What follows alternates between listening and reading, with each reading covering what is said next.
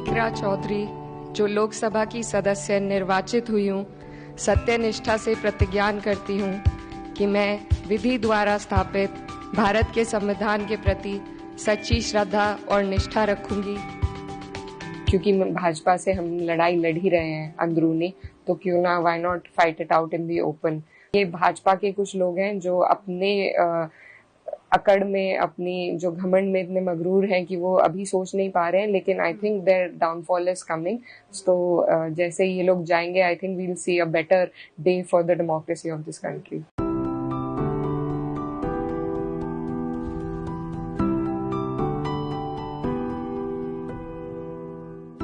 मैंने since I come from a political family, तो मैंने बहुत नज़दीक से देखा है ये सब होते हुए, and I always had an interest in politics but not a very participatory interest. मुझे रिसर्च और थ्योरेटिकल पॉलिटिक्स में ज़्यादा इंटरेस्ट था, और मेरा इरादा था कि मैं पीएचडी करूं, वो भी इलेक्टोरल रिफॉर्म्स पे ही थी मेरी जो थीसिस थी। So that was the path I had chosen for myself, and this was second wave of corona. I had completed my masters, और क्योंकि कोरोना था, मेरी मम्मी बहुत चिंता में थी। मैं घर आई, मेरे घर आने के बाद 2 हफ्ते बाद मेरी मम्मी पर और मेरे भाई पर 2021 की फेब में उन पर गैंगस्टर एक्ट के तहत मुकदमे दर्ज करे भाजपा सरकार ने।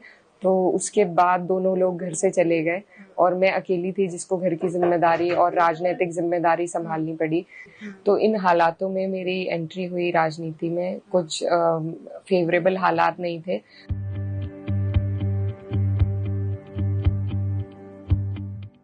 लेकिन उसके बाद फिर 22 का चुनाव आया जिसमें मेरे भाई को गिरफ्तार कर लिया गया था जिससे पहले। तो उनके चुनाव का कैंपेन पहली बार था जो मैंने कोई कैंपेन लीड किया हो, और फिर ऐसा किस्मत थी और हमारे लोगों ने इतना साथ दिया कि हम वो चुनाव जीत पाए। उसके बाद लेकिन 1 साल का वक्त हमें लगा मेरे भाई को जेल से बाहर निकालने में। तो वो एक लंबा वक्त था, बहुत मुश्किल वक्त था, और मुझे उस दौरान भी अपने भाई के विधायक के टर्म को देखना पड़ा और उनकी जो लीगल बैटल्स थी उसमें भी ध्यान देना पड़ा। और ऐसी परिस्थिति घर पे थी कि हमारे अकाउंट्स भी फ्रीज कर दिए थे, और सारी प्रॉपर्टी कुछ खरीद नहीं सकते, कुछ बेच नहीं सकते, घर पे मेरी मदर नहीं थी। तो बहुत एडवर्स सर्कमस्टांसेस में मैंने अपनी शुरुआत करी थी राजनीति में। और जब इतना सब कुछ बर्दाश्त किया और बहुत कुछ झेला, मेरे भाई का ट्रांसफर कर दिया था भाजपा ने फिर 1300 किलोमीटर दूर एक जेल में। तो हमें उनके इरादों पर भी शक था, कुछ भी हो सकता था। तो और उसी दौरान मुझे पार्टी ने भी मुझसे पूछा लड़ने के लिए, और इस थॉट प्रोसेस के साथ, because I had already been through so much, so I thought why not fight it out openly with them, and that was the thought with which I thought of entering politics on a SP MP ticket. Shri Asaduddin Owaisi.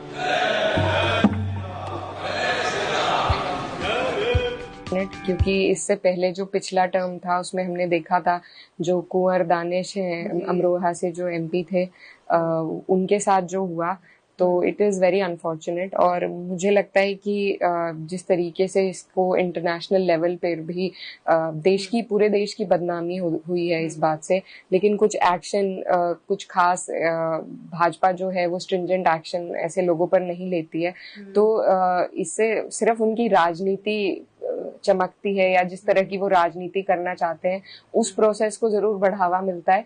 बहुत अफसोस की बात है, क्योंकि we are the minority and there is no denying that fact, but the constitution gives us the right to voice our opinion, to be participants in the process of democracy, and I think everyone deserves respect for that.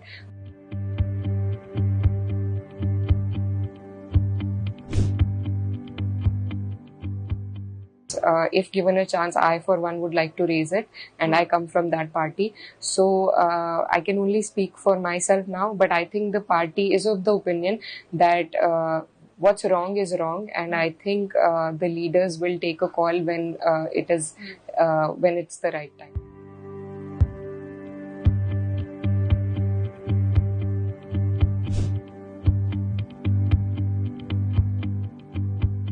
जो tag आपने मुझे दिया उस tag पे मैंने अपना चुनाव भी नहीं लड़ा है और ना उस टैग पे मैं जीती हूँ। And if you look at the demographic of my constituency, जो समीकरण है वहाँ का, वहाँ पर सिर्फ 30-32% मुसलमान है और उसकी बुनियाद पर आप चुनाव नहीं जीत सकते। तो ये टैग मुझे अब जीतने के बाद मिलने लगा है, उस दौरान नहीं था। और मैंने अपने चुनाव के प्रचार में ये बात कही थी कई बार कि मैं सर समाज की बेटी हूँ और मुझे सर समाज का आशीर्वाद मिला है। और एक जो, क्योंकि जिस एरिया से मैं आती हूँ वो 2013 में दंगा इफेक्टेड एरिया है, तो वहां पर जो खाई को भरने का काम मेरे चुनाव के माध्यम से हुआ है, जो मुझे देखने को मिला है, तो मेरे लिए चुनाव जीतने से भी ज्यादा बड़ी जीत वो है। तो बिल्कुल आइडियोलॉजिकल इन्फ्लुएंस होना चाहिए। I think certainly you need to have very clear cut ideology as a leader, as a politician. जैसे I don't care whoever comes from BJP, but I don't appreciate their ideology. So आप कोई एक नेता शायद बेहतर हो सकता है उनमें, लेकिन फिर भी आप उसी पार्टी की आइडियोलॉजी को आगे बढ़ा रहे हो। उसके अलावा representation for just the sake of for tokenism, I don't think that's right. जैसे बहुत लोग जिस तरीके से ओथ हुई, तो उसमें कुछ लोगों ने जिनकी जिस तरीके की श्रद्धा थी उस तरीके से बोला, but is that enough? Does it end there? No, that's where it starts from. So I think I don't seek to represent a certain community. What my responsibility is to represent the constituency that I come from, because that constituency has put me in this place.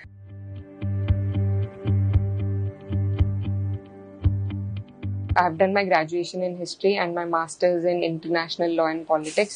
So this area has been very close to my heart, and I've always been political and opinionated. But I wasn't very vocal. I was very shy. So now that I've gotten this opportunity, I would like to make use of all of the great places that I've had the honor to study at, and I hope I can make all of them proud.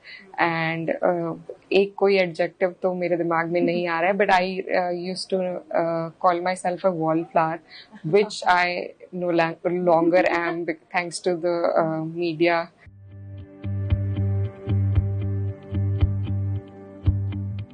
I think because it's a rural agrarian belt and sugarcane belt, तो वहाँ पर जो किसानों का मुद्दा है उसका अभी तक निस्तारण नहीं हुआ है. There is no 14-day. There was a promise that every 14-day the farmers will get a payment from the sugar mill, but that doesn't happen on ground.